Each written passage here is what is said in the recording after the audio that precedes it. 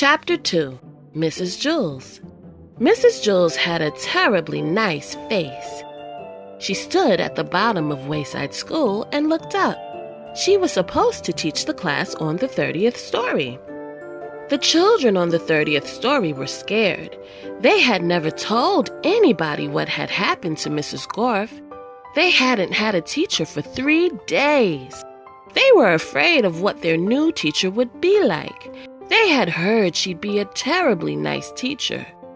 They had never had a nice teacher. They were terribly afraid of nice teachers. Mrs. Jewls walked up the winding, creaking staircase to the 30th story. She was also afraid. She was afraid of the children. She had heard that they would be horribly cute children.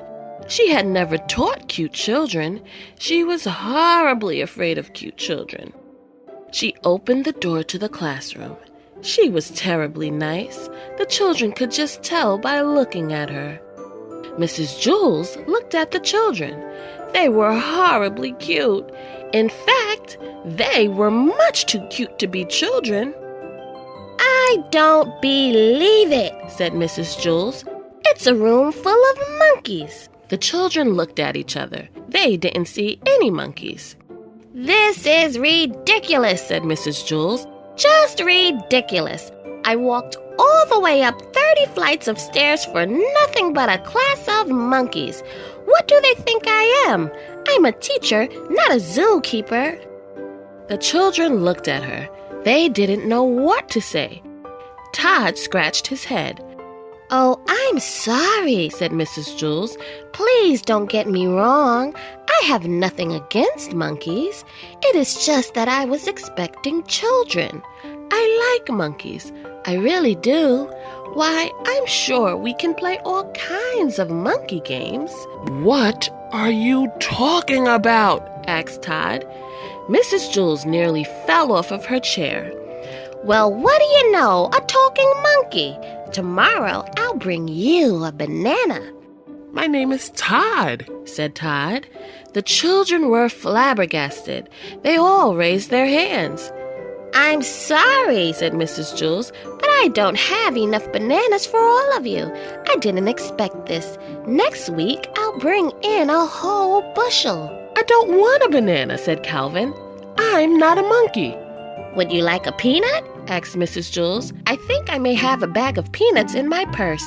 Wait a second. Yes, here it is." "Thanks," said Calvin. Calvin liked peanuts. Allison stood up. "I'm not a monkey," she said. "I'm a girl. My name is Allison, and so is everybody else." Mrs. Jewls was shocked. "Do you mean to tell me that every monkey in here is named Allison?" "No," said Jenny. "She means we are all children. My name is Jenny." "No," said Mrs. Jewls. "You're much too cute to be children."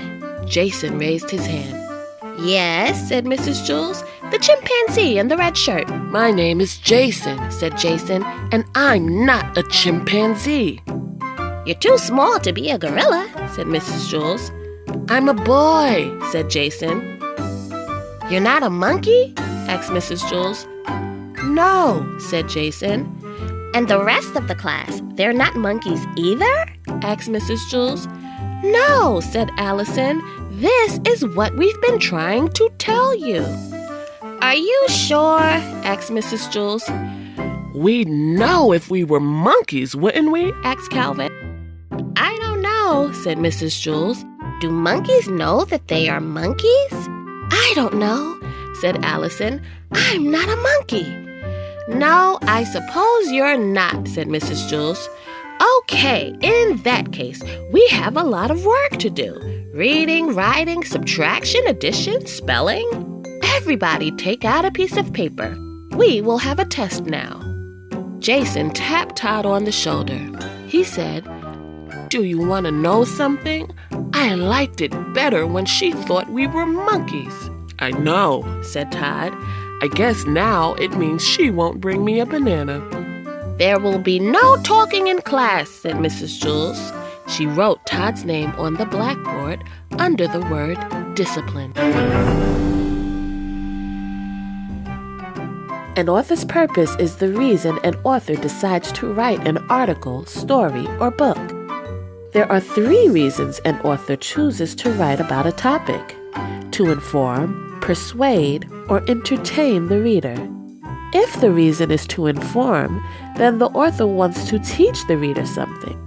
If it is to persuade, then the author wants the reader to act or think in a certain way. The author may also want the reader to believe something. When the author simply wants the reader to enjoy the topic or story, he or she writes it to entertain them. So what was the author's purpose in writing Mrs. Jewls' chapter? Was it to inform, persuade, or entertain you? How do you know? Once you have your answer, let us know in the comments below, and be sure to look out for the next chapter in this series, Joe's story.